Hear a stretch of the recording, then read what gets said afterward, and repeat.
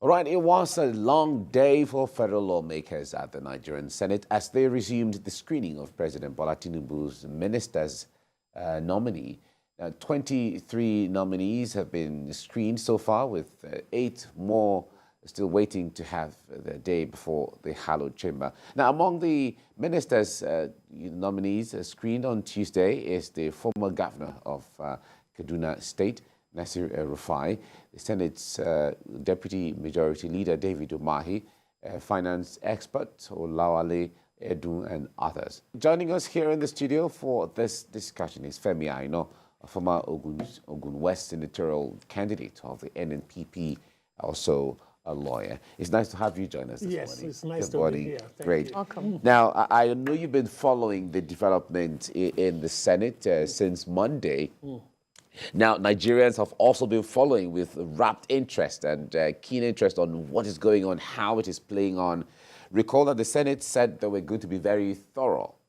And seeing it from that perspective, when they juxtapose that statement by the Senate initially to what they saw on the floor of the Senate during the screening, some said, well, I wonder how thorough that it could be seen to be. But you have been watching it. I wonder what your assessment has been so far. Yes, it's very disturbing because it appears the members of the Senate are not even asking the right questions.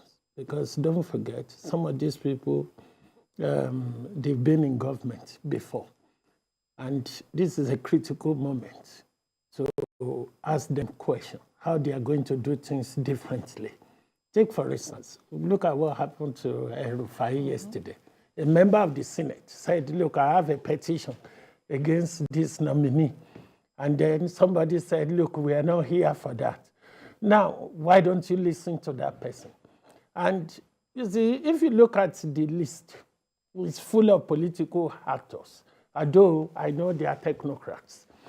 And at the same time, the APC government promised 35% women will make up the cabinet. Now, 1/4 of that list are made up of women. And some of the people on this list, if you look at it critically, some of them have this colorful past. I will expect the Senate to ask them questions.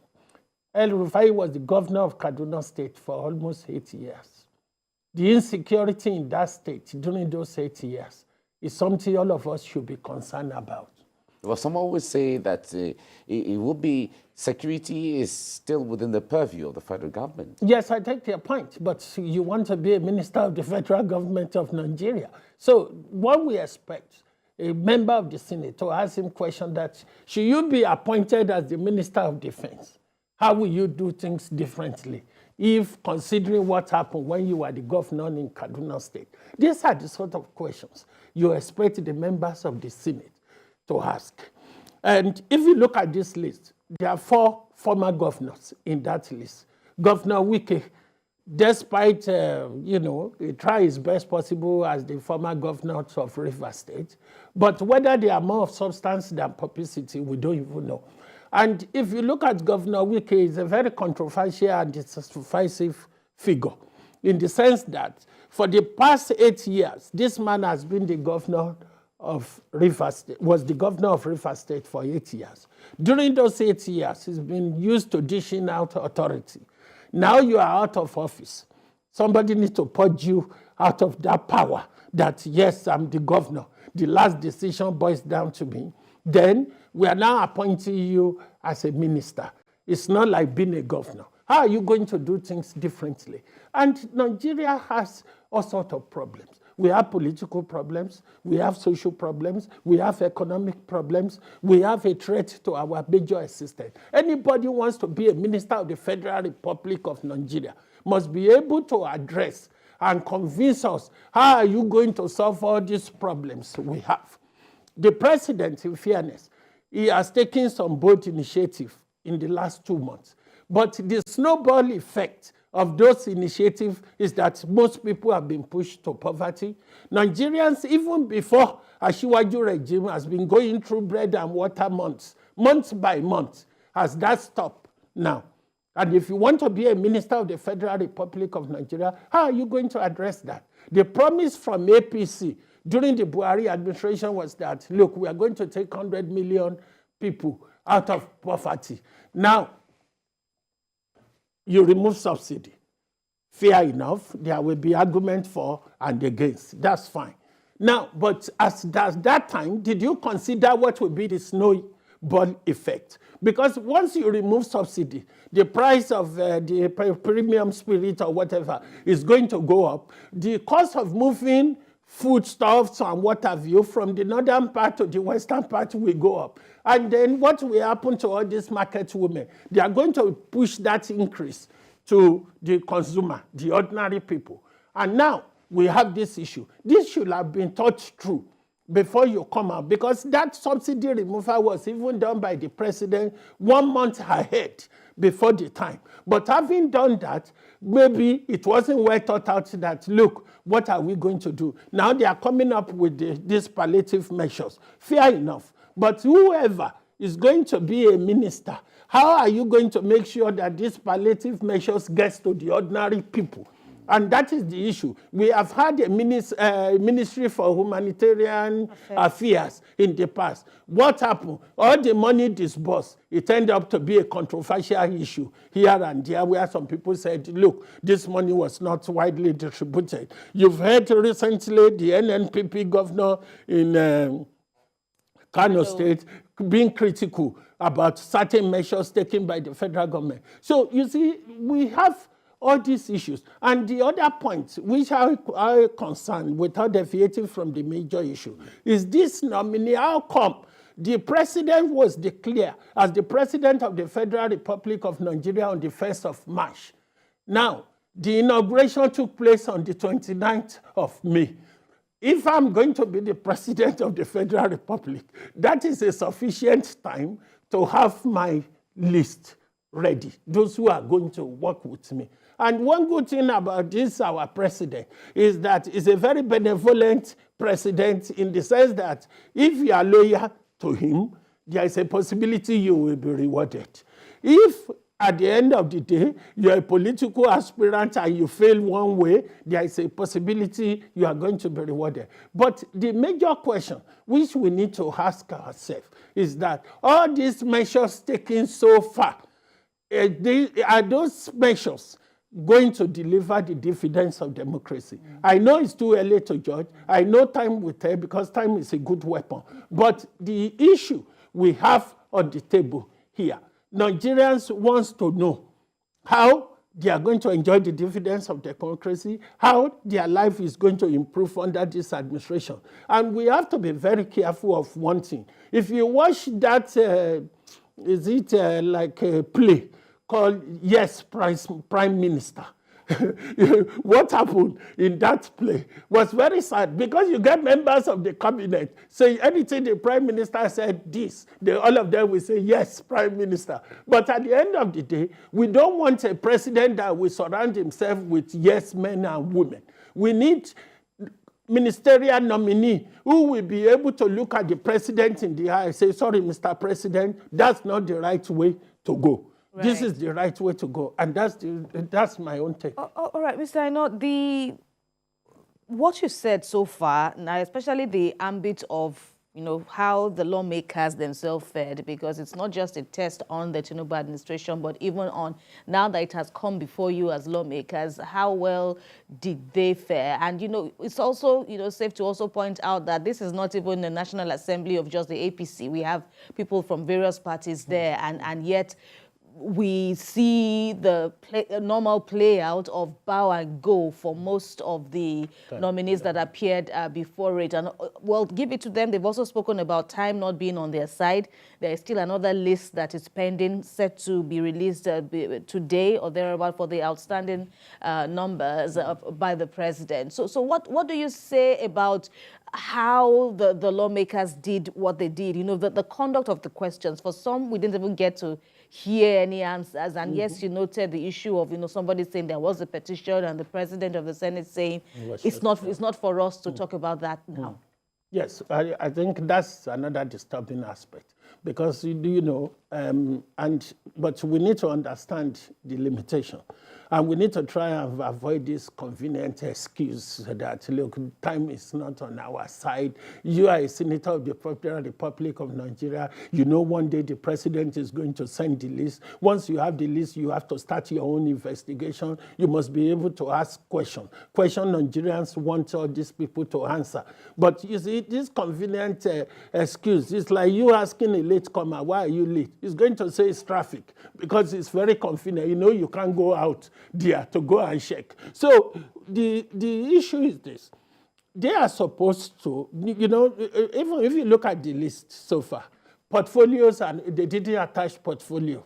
And if you listen to some of the nominees, it seems they are talking as if they know the position which will be allocated to them. If you listen to El-Rufai, his response was as if he would be the minister for power.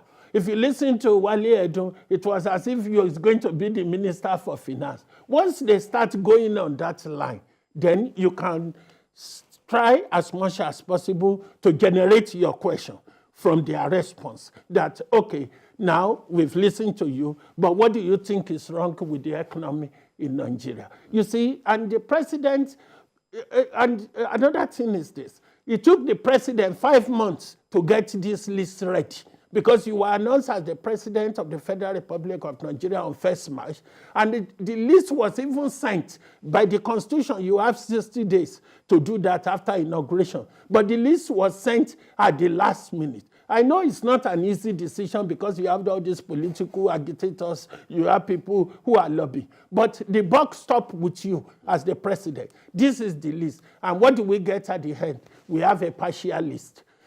3 days down the line, we are still screening them. If you promise, the APC government promise that they are going to hit the ground running. Well, that is debatable one. The second point is that those who have been screened, why don't you give them the marching order now? That, look, this is the ministry, we want you, just get working, because we have a lot of issues at hand. And if you look at the president is under a lot of pressure because we have all this myriad of problems which are inherited and entrenched problems. And if you want to address that, you can't address that in 2 months. So the point is that get your team ready, give them the marching order, and then there should be a performance appraiser. The problem I have in Nigeria is that there are some people who exist in name only. If you go to where they work, they said they are the chief safety officer.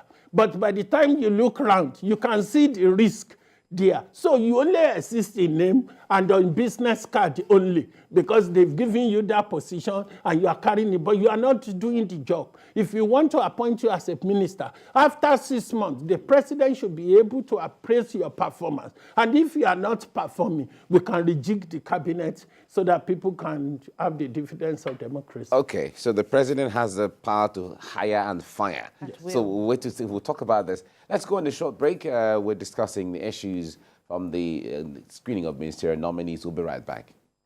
You're watching TVC Breakfast. Nigerians have been glued to their TV set since Monday, intentionally, passionately watching what the Senate is doing, screening the ministerial nominees submitted to them by the President, Bola Tinubu. And we have in the studio Femi Aino, a lawyer and a former Ogun West senatorial candidate of the NNPP. He is helping us to make sense of some of the issues in there and some of the things he expected and some of the things that need to be done as it is.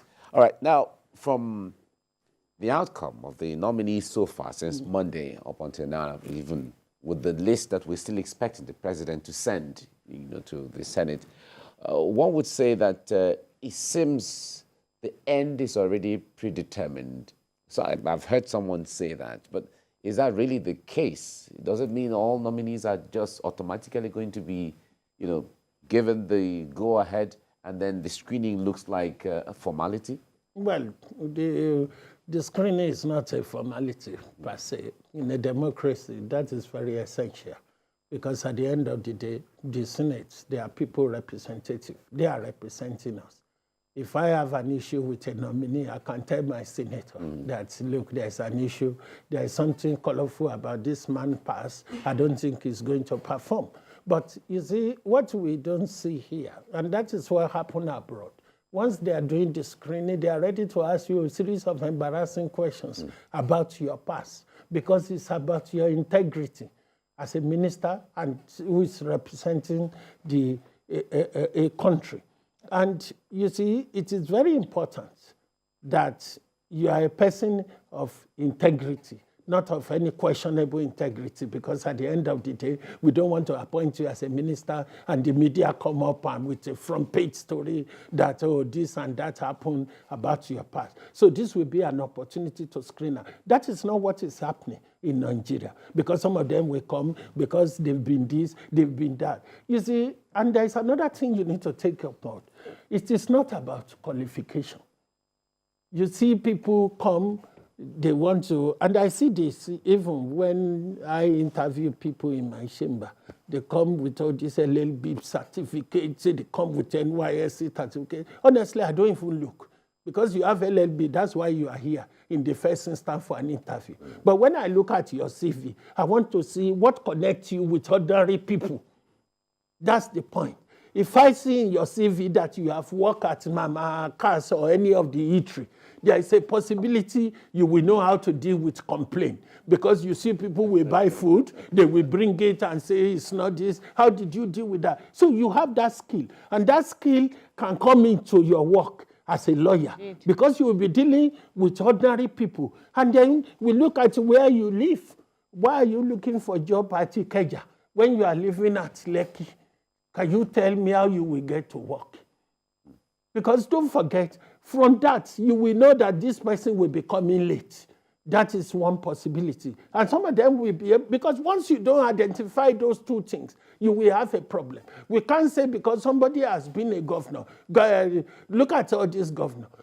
I've talked about El-Rufai, the problem in Kaduna State. In Badar was the former governor of Jigawa State. The literacy level in that state is about 78%. The poor children poverty something in that state is about 73%. You see, and if we appoint you as the Minister for Education, for instance, how are you going to deal with this issue when you've had the opportunity before and you didn't perform? You see, and when you interview people and you look at their CV, they work at TVC 3 months. They move to LTV 2 months.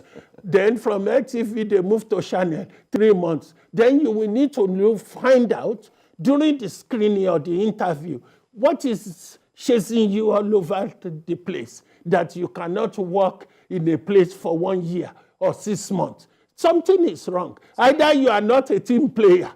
You get, some people are very difficult to work with. Some don't even work. They just bounce around the office, disturbing those who are working. So we need to know, how come when I look at your CV, you are just spending three months here. You never work in a place for 6 months. What is it? Is there an issue? Some of them can tell you, well, they will say that organization is this or that. But you will know that something is wrong somewhere. So, you know, during the screening, we should ask them about your past performance or performances, and then how you are going to do things differently this time around. That is what I expect. That's my own expectation, that the senators should be able to grill them. That assuming, you, even though we don't know the portfolio, but assuming you are allocated, Lateef Fagbemi is more than likely to be the Attorney General of the Federation. Now, he's a sheep of the old block because he's been a lawyer for long. He knows the problem. He can identify the problem. But this is the same man who represented Adegbola, also the Intercontinental Bank, that banker.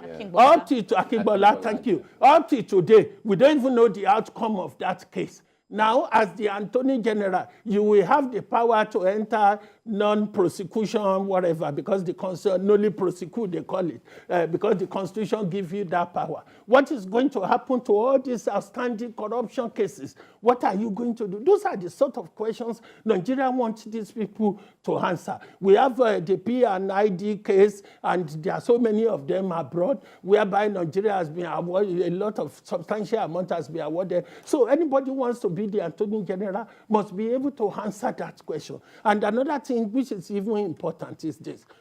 The nominees, majority of them are people who have been in power for long. 4 of them are former governors, and there are others who have had responsible positions. There is going to be a retreat. Shortly, maybe there is going to be, that is the tradition. Now, the question remains that how will you work? Because in the cabinet, there's going to be divergent opinions. How will you work, be a team player, and work with these people? It's not about you being a governor where you are dishing out order. This is about having a roundtable discussion. Now, how will you cope in that circumstance? You know, those are the things we expect our senators to have. But because, and I take their point, that because there is no sufficient time, we members of the public, we are supposed to write them and say, look, this man, we have an issue. We have an information about them. Then the senator, as our representative, will now put that question. Because what happened yesterday in the El-Rufai case, it's not something nice to write home about. You have a senator of the Federal Republic saying, I have a petition.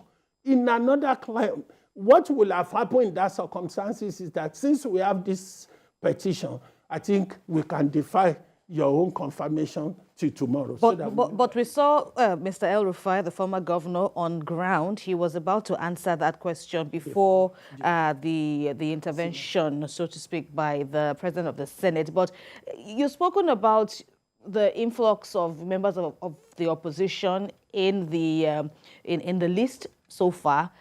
And then you've also spoken about the need for ministers, whoever you are, to be able to look the president in the face and, tell him the truth, whether he's doing good or there's areas that he needs to tweak or improve on.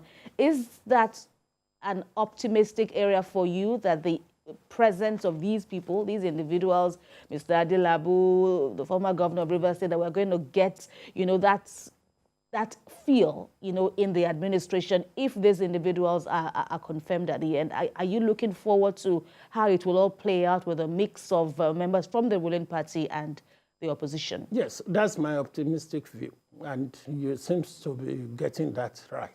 That optimistic view, and maybe most Nigeria will share that optimism.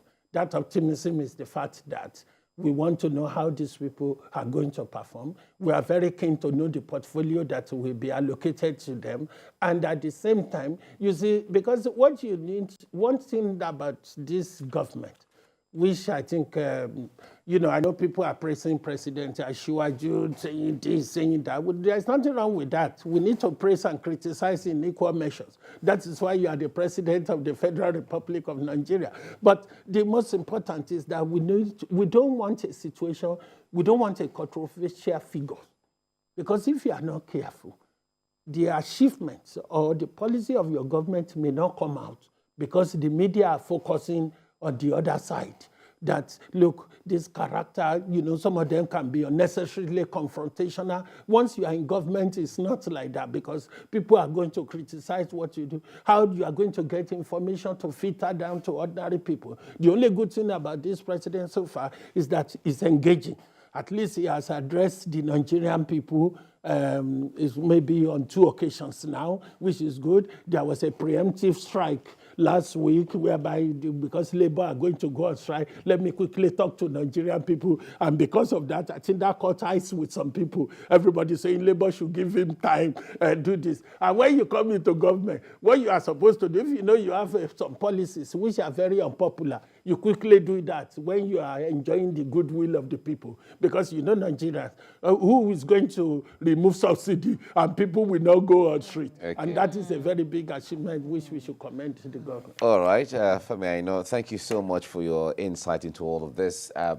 Constructively drawing attention of government to areas they need, and even the Senate to areas they should look at. I thank you so much for your time. Thank you, Thank you for all the time.